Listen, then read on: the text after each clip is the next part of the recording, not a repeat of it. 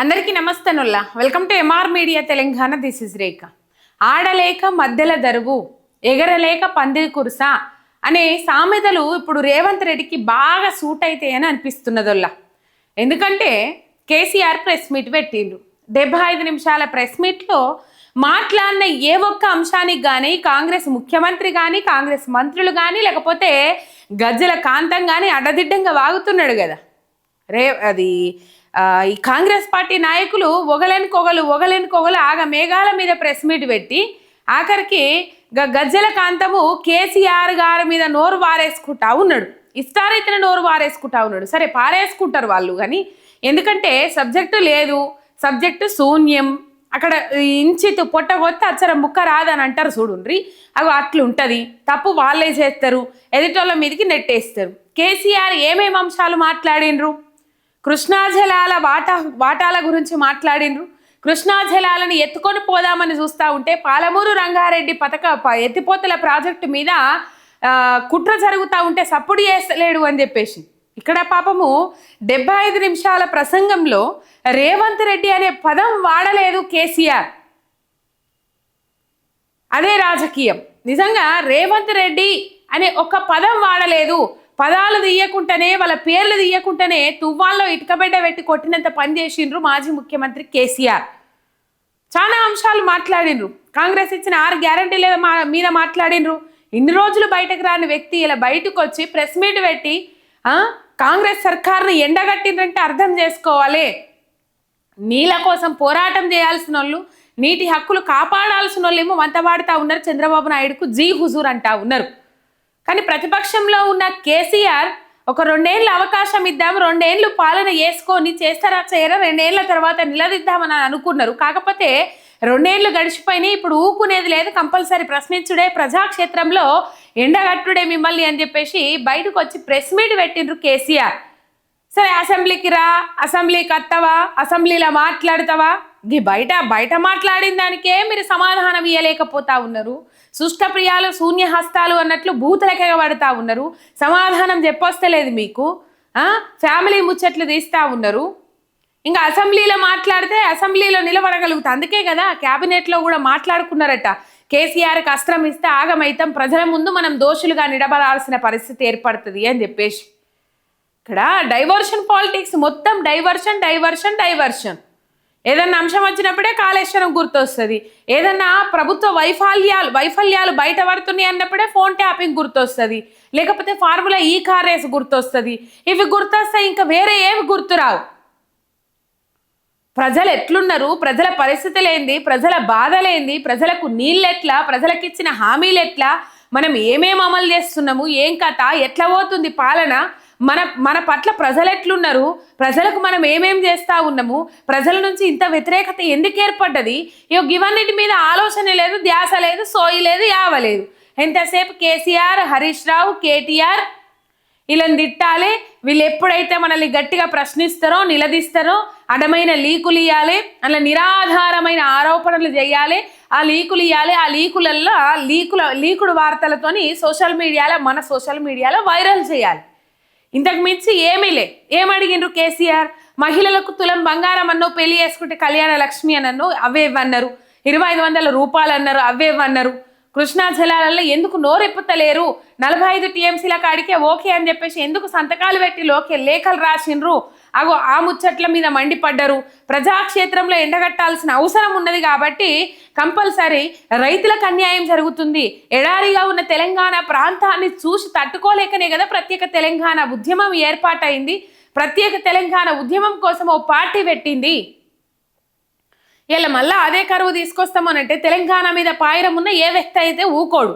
కేసీఆర్ అసలే ఊకోడు. ఇది దెబ్బగొట్టుడు అనుకోరు, ఇంకేమని అనుకోరు, మీ ఇష్టం. కానీ తెలంగాణ మీద ప్రేమ ఉన్న ఏకైక వ్యక్తి కేసీఆర్. ప్రతిపక్షంలో ఉండి కూడా నీళ్ళ కోసం కొట్లాడుతూ ఉన్నాడు, నీళ్ళ కోసం పోరాటం చేస్తూ ఉన్నాడు. నీళ్ళ కోసం పోరాటం చేయాల్సిన వ్యక్తులు మూతులు ముడుచుకొని పెదవులు కదుపుతలేరు, నోర్లు మూసుకున్నారు. మరి నోర్లల్లో ఏమన్నా చక్కెర వేసుకున్నారా, బెల్లం వేసుకున్నారా తెలియదు, కానీ మొత్తం మీద సప్పుడు చేస్తలేరు. సప్పరెచ్చుకుంటూ కూర్చుంటున్నారు తప్ప సప్పుడు చేస్తలేరు. అటు కేంద్రం విధానాలను తిప్పికొడతలేరు, అటు బీజేపీలు గట్లనే ఉన్నారు. మొత్తం మీద కేసీఆర్ ఇవన్నీ అంశాలు ప్రశ్నించే వరకల్లా కంపల్సరీ అసెంబ్లీ సమావేశాలు పెట్టాలి 29 తారీఖు నుంచి. జడ్పీటీసీ ఎంపీటీసీ ఎన్నికల గురించి కానీ, బీసీలకు 42% రిజర్వేషన్ కానీ, ఇంకా కొన్ని అంశాలు మాట్లాడేటివి ఉన్నాయి. ఆ అంశాల మీద మాట్లాడితే పెట్టుర్రి, బాజాప్తా పెట్టుర్రి, 15-20 రోజులు పెట్టుర్రి అసెంబ్లీ సమావేశాలు. ప్రతిపక్షం మీద ఆరోపణలు చేసినప్పుడు ఆ ఆరోపణలలో ఏవి వాస్తవం ఏవి అవాస్తవము అని చెప్పుకోవడానికి టైం ఏంది.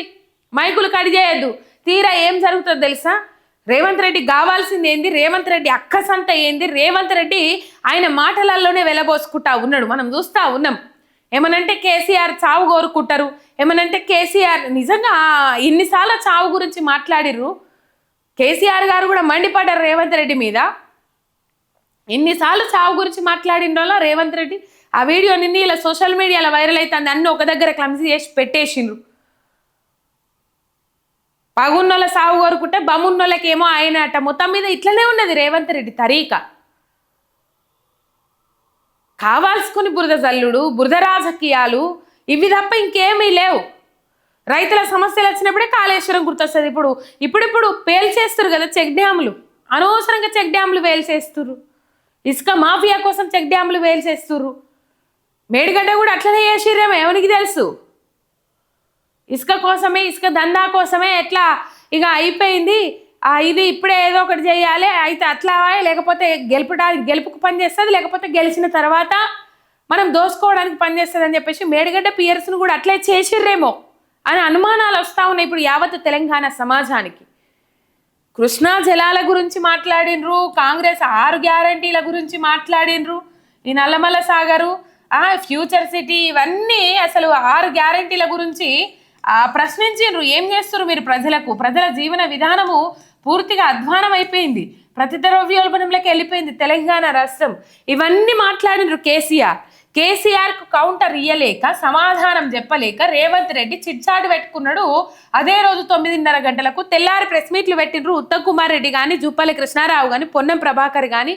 ఇప్పుడు వీళ్ళు చెప్పాల్సింది ఏందోల్లా కృష్ణా జలాల గురించి మాట్లాడిండ్రు కేసీఆర్, దానికి సమాధానం చెప్పాలి. గురుకుల పిల్లలకు ఫుడ్ పాయిజన్లు అయినాయి అని అడిగిండ్రు కేసీఆర్. ఫుడ్ పాయిజన్లు కనీసం పిల్లలకు మంచి భోజనం పెడతలేరని అడిగిండ్రు కేసీఆర్, దానికి సమాధానం చెప్పాలి. సమాధానం లేకపోతే సప్పుడే కూకోవాలి. అదే కదా నేను చెప్పిన ముందుగాలనే, శుష్క ప్రియాలు, శూన్య హస్తాలు, సబ్జెక్టు మీద అవగాహన లేదు, నాలెడ్జ్ లేదు. గురుకులాలలో ఫుడ్ పాయిజన్లే అయితే లేవని చెప్పేసి మాట్లాడతాడు. అంతకంటే ఆ రోజు ప్రెస్ మీట్, పంచాయతీ ఎన్నికలకు సంబంధించి ప్రెస్ మీట్ పెట్టిన 1 గంట ముందే ఒక బుజ్జి జీవిడిచింది. పాపం ఫుడ్ పాయిజన్తో జీవిడిచింది.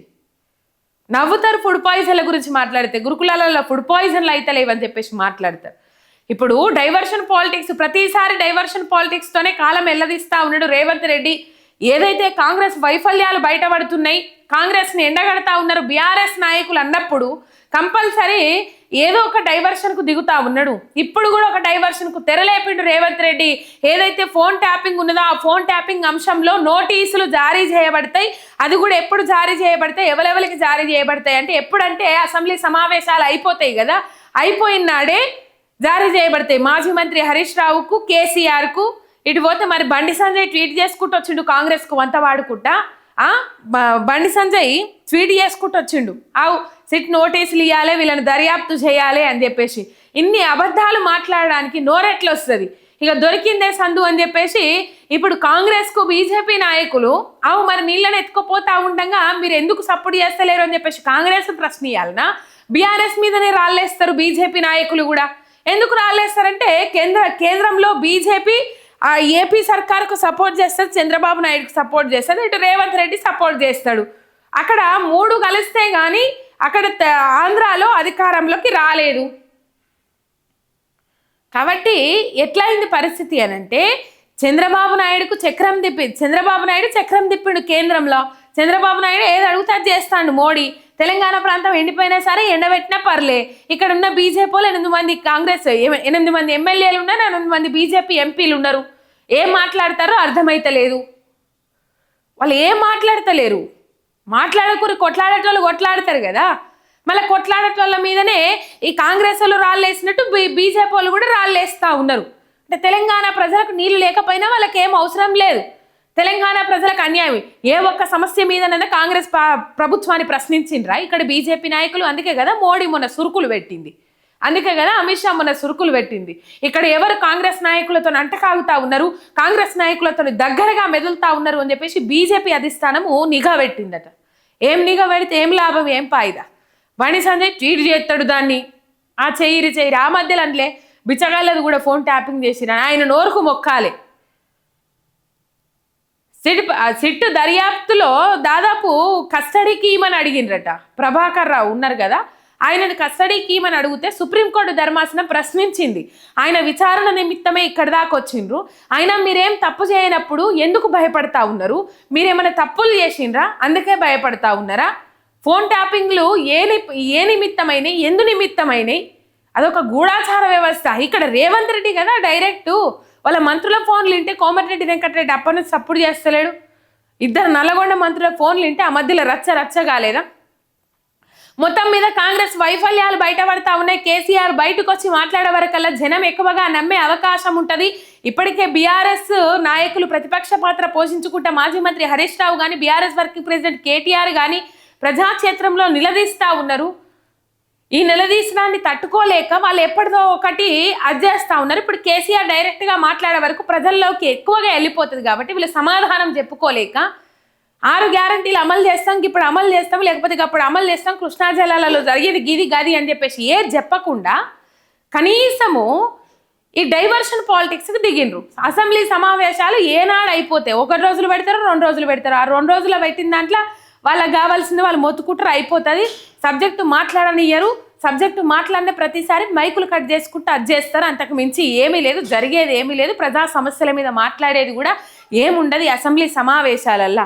మొత్తం మీద డైవర్షన్ పాలిటిక్స్కి దిగిన రేవంత్ రెడ్డి సర్కార్ ఏం చేయలేక ఏం చేయాలనో అర్థం కాక ఎండగడుతున్న వీళ్ళని చూసి డైవర్షన్ పాలిటిక్స్కు దిగి సిట్టు నోటీసులు అని చెప్పేసి, ఫోన్ ట్యాపింగ్ సంబంధించి నోటీసులు అని చెప్పేసి ఓ భాగవతం ముంగటేసుకున్నారు. ఓ డైవర్షన్ డ్రామాకు తెరలేపిండ్రు.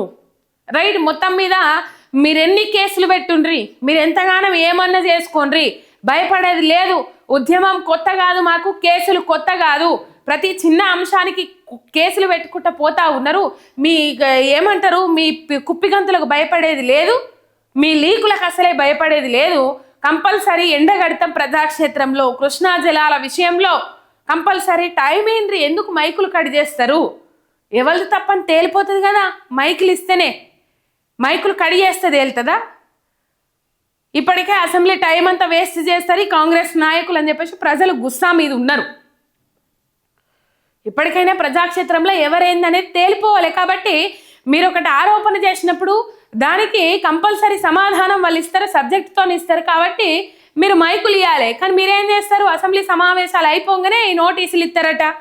ఈ నోటీసులు ఇచ్చి ఏమో చేయాలని ఆలోచన చేస్తూ ఉంటారు. ఇంకా అంతకు మించి ఏమీ లేదు.